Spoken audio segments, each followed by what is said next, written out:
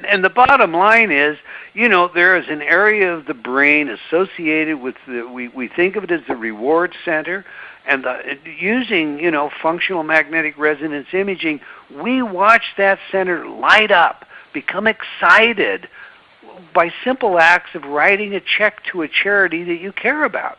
So we are, as human beings, hardwired to be sharers, to be givers, and we are rewarded for it.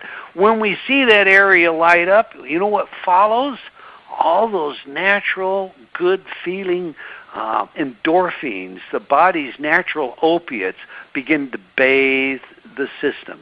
So it isn't just, this makes me feel good. It is a very real, of course you feel good. You have those chemicals being poured into your system now. Right. And there's another important thing there.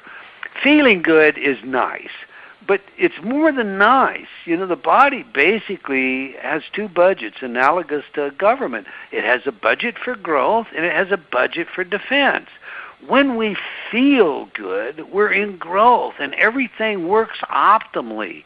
When we're in defense, when there's fear, anger, stress, tension, anxiety, what happens is we shut down the optimal operation of our endocrine, our immune, and our autonomic nervous system, which obviously impacts our health, well-being, and longevity. So, feeling good has more benefits to it than just that feels good. I just had to say to what Eldon was speaking to, not only in 4 or 5 months now have I changed, my life and my attitude about who I am, but I was on 14 different medications before I began.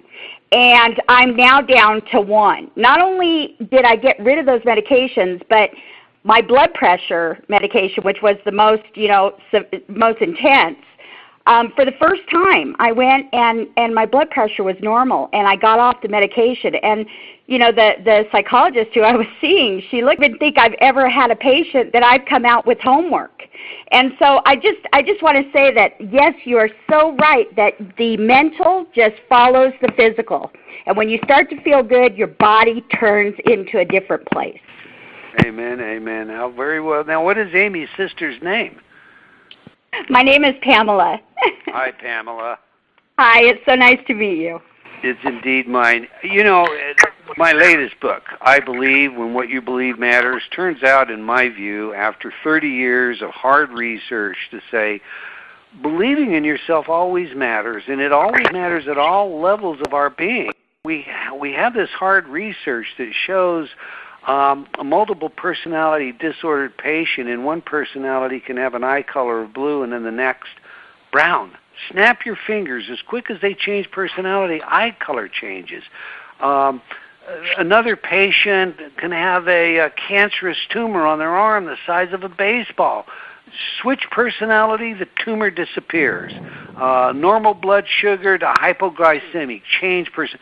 What happens when you change a personality is that you change your belief about who you are. When you change the belief about who you are, and we're seeing from the new research also that personality not only can be changed, but when you do change your personality, of all the things that can contribute to your well-being, there is nothing that contributes more than that. So when we make this change of personality, when we shift how we view ourselves, how we see ourselves, everything in our life changes. So, as Pamela says, there's a genuine reciprocity between the mind and the body. If the mind fakes a smile, the brain doesn't know we're faking it. Just that facial expression triggers the release of feel-good endorphins from the brain. But the brain, in turn, can turn around and influence the body directly. And changing these little beliefs about ourselves and about what our worth is and why we live, they change everything about our wellness, our longevity, etc. In fact, before I leave that subject, in my view, there is a seminal study that looked at this. David Phillips at UC San Diego said, if belief has such a powerful role on wellness, on who we are. I should be able to see that if I go to China and I look at historical data, because in China, under the birth signs, where there's a great deal of belief invested in this system, people are, their birth sign tells them what their vocation will be and what they'll die of. So I should be able to go and find a correspondence. If I look back into the records 50, 100 years, and I pull this data up, if they were born under a birth sign that said they would live long and happy, irrespective, and die in their sleep, that should be what happened. If the birth sign said they'd die of cancer, or they'd die of pulmonary disease, cardiac disease, that's what I should find. And you know what he found? Exactly that. That's the power our beliefs